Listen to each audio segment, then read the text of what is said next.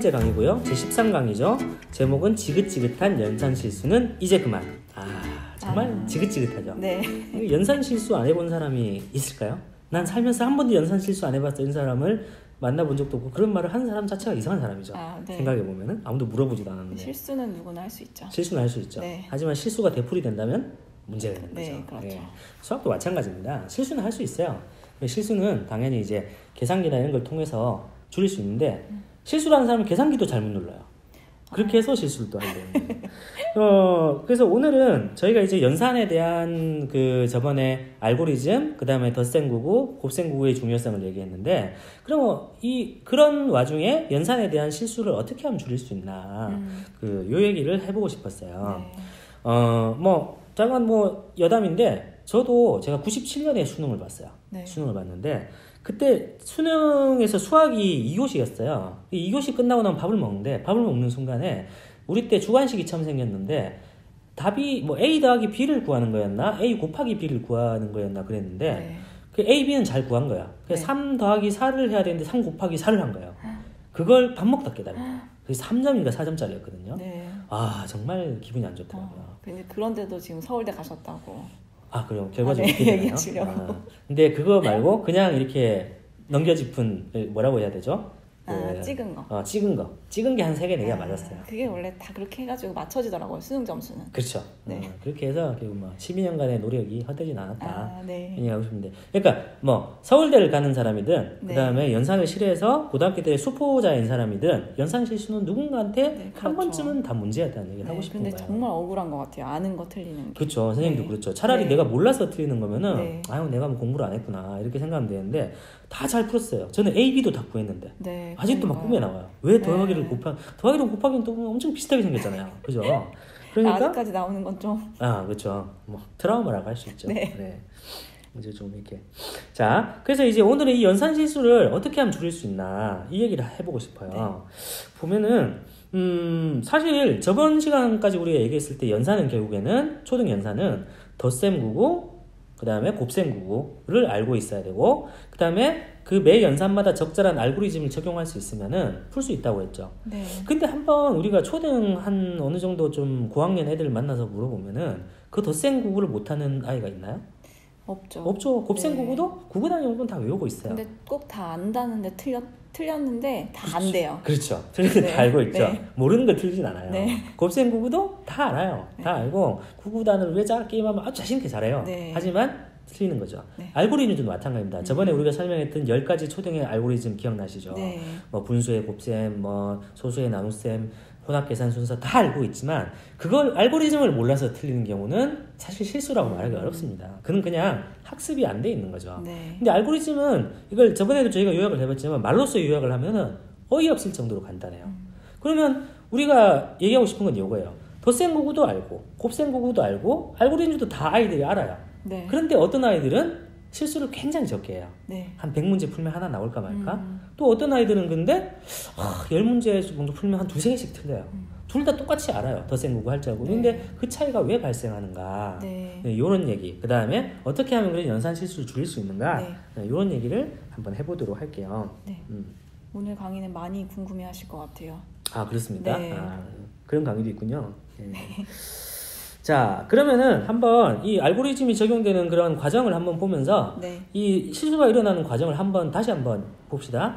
이 식은 기억이 나실지 모르겠어요. 저번 시간에 했던 식이랑 비슷한 식인데, 결국 세 자리 곱하기 두 자리 수를 갖다가 곱셈 알고리즘으로 푼 식이죠. 저번에도 말씀드렸다시피 여기서는 곱셈이 총 6번이 곱셈구구가 6번 사용돼요. 곱셈구구가 먼저 보면은 곱셈구구가 이렇게 한 번, 이렇게 한 번, 이렇게 한 번, 이렇게 해서 총 3번.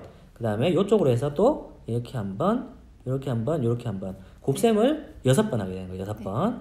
6번 하게 되고, 그럼 덧셈이 여기서 보면은 하나, 둘, 셋, 넷을 기본으로 하고, 여기서 또 저번에 제가 말씀드렸지만 밭올림을 하는 과정에서 5, 4, 20 이렇게 올려주면은 4, 6, 24에다 2를 더하는 과정이 있죠. 24에다 2를 더하니까 또 이것도 덧셈구구 2번이라고 할 수도 있고 1번이라고 할 수도 있죠. 근데 어쨌든 이런 과정에 또 덧셈구구가 계속 발생을 하는 거죠.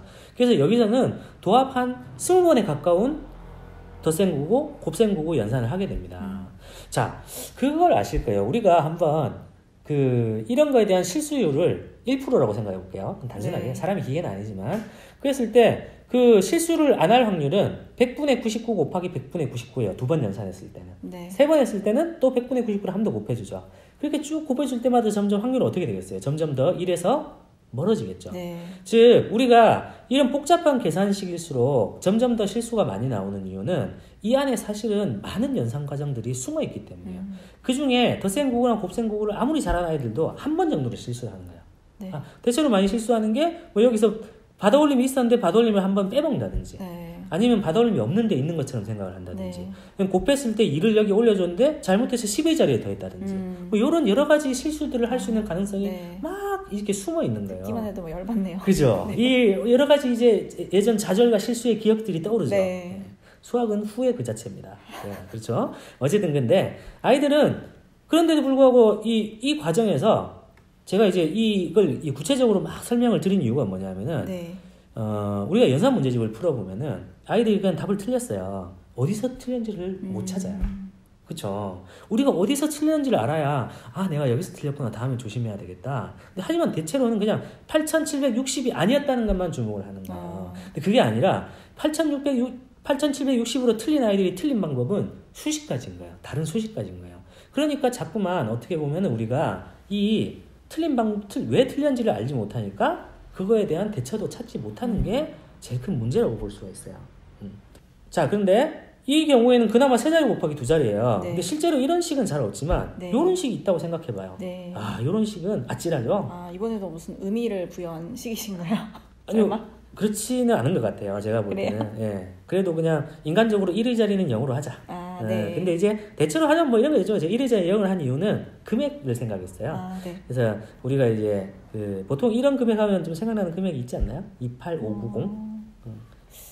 아니, 36. 할부금. 그렇죠.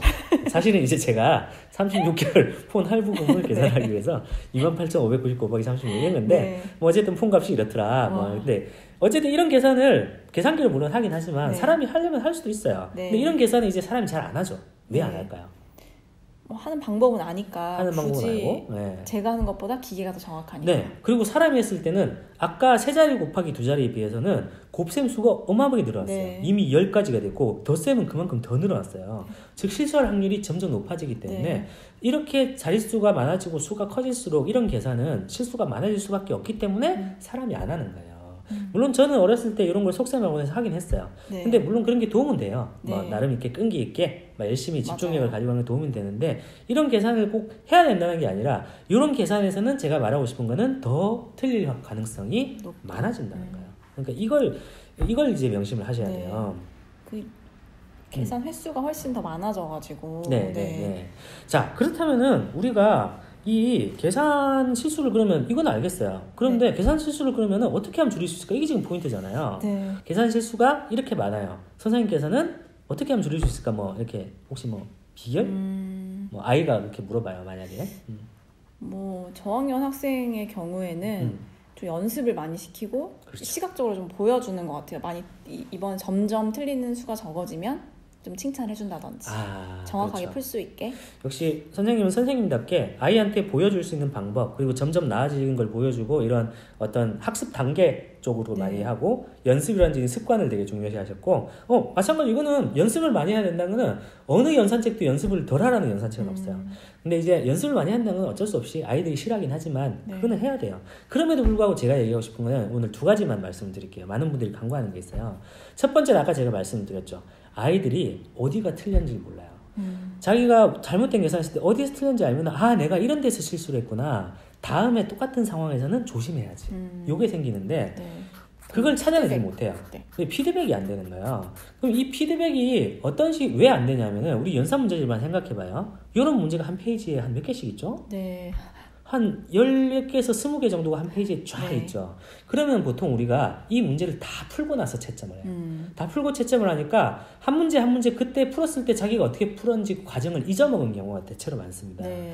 그래서 이런 실수를 줄이기 위해서는 전 첫 번째로는 실수가 많은 연산 단계에 있어서 피드백을 한 문제마다 바로바로 적극적으로 틀린 거에 대해서 자, 틀린 게 발생했어요. 한 문제 하면 맞췄어. 한 문제만 맞췄어. 그 다음에 틀렸을 때는 자, 어디 틀렸는지 찾아보자. 이렇게 피드백을 그때그때 해줘야 아, 내가 이래서 틀렸구나 그걸 느끼고 넘어가요. 그게 아니라 마지막에 우리가 20문제를 채점했는데 5문제를 틀렸다 칩시다. 그때 가서 5문제 틀린 문제를 다 보면서 내가 어디서 틀렸더라 이렇게 떠올릴 수 있는 아이는 없습니다, 사실.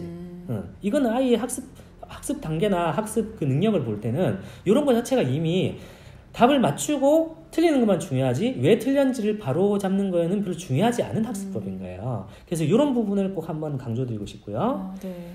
뭐 이거는 이제 좀 특이한 얘기였고, 그다음 두 번째는 너무나도 중요한 얘기지만 검산의 중요성이에요. 검산의 중요성.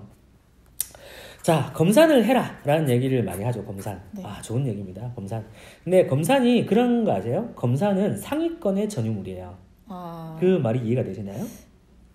상위권? 문제를 빨리 풀어서 그런가요? 그렇죠. 상위권의 전유물이라는 거는 상위권만 검사하는 습관이 있어서가 아니라 검사는 누구나 할 수 있어요. 그런데 상위권만 검사를 할 시간이 나오는 거예요. 우리가 수학 문제는 다른 시험이랑 다르게 시간이 모자라죠. 네. 그런데 상위권들은 뭐가 됐든 간에 문제를 이해하는 능력도, 식을 세우는 능력도, 계산하는 실력도 빠르기 때문에 시간이 남기 때문에 뭔가 이렇게 네. 문제를 다 풀었는데 10분이 남네? 검산이나 해야 되겠다. 네. 이런 반면에 지금 나는 2문제 남았는데 시간이 5분 남았어. 검산할 여유가 있나요? 없죠. 그렇기 때문에 아이러니하게도 검산을 잘하기 위해서는 기본 연산의 속도와 정확성이 굉장히 중요합니다. 네. 즉 기본 연산, 우리가 얘기한 덧셈구구와 곱셈구구의 속도와 정확성을 기르는 것 자체가 단순히 답을 맞힐 확률을 올리는 것 뿐만 아니라 한 번 더 검사할 수 있는 시간적 여유를 주는 거예요. 그죠? 그게 굉장히 중요합니다. 또 하나 검산에서 중요한 건요. 검산식을 원래 연산이랑 똑같은 방법으로 하지 마세요. 이게 여러 가지가 있어요. 네. 곱셈을 우리가 A라는 방법으로 계산했다면은 검산할 때는 B라는 방법으로 예를 들면 1의 자리만 확인해 본다든지. 네. 아니면은 나눗셈은 기억나시겠지만 나눗셈을 검산식은 곱셈식이죠. 이런 식으로 다른 식을 적용해 봐야지 실수를 찾아내지. 한 번 실수한 식을 똑같은 방식으로 풀어보면요. 한 번 더 실수를 되풀이하는 게 사람이에요. 네, 그리고 다시 보기 좀 싫은 것 같아요. 그렇죠. 정말 다시 보기 싫죠. 내가 이거 겸사를 또 해야 돼? 네. 대체로 10분 시간이 남으면은 그냥 자고 말지. 이런 친구들도 있어요. 왜냐면 다시 계산하기 싫거든요. 네. 그건 누구나 그렇습니다. 그러니까 다른 방법으로 한번 풀어보자. 이런 게 검산의 기본이 되면요. 굉장히 검산 자체도 효율적으로 할 수 있다는 거죠. 이 두 가지를 오늘은 그 연산 실수에 대한 대응법으로 말씀을 드리고 싶었어요. 네. 오늘 어땠습니까? 네, 저는 검산을 하는 학생이었는데 네. 오늘 수업을 들으면서 그래 좀 상위권 학생이었나 싶은 생각이 좀 들었어요. 네. 이게 점점 염치도 없어지는군요. 네. 네. 어쨌든 실력과 함께 염치는 원래 없어지는 거예요. 네, 그래서 검산을 해가지고 저는 아는 거 틀리는 거는 없는 일로 만들었던 게 저의 목표였던 것 같아요. 목표를 이루셨나요? 네, 수학만 열심히 했습니다. 축하드립니다. 네. 쓸데없는 얘기 그만하고 다음 시간에 뵙겠습니다. 네.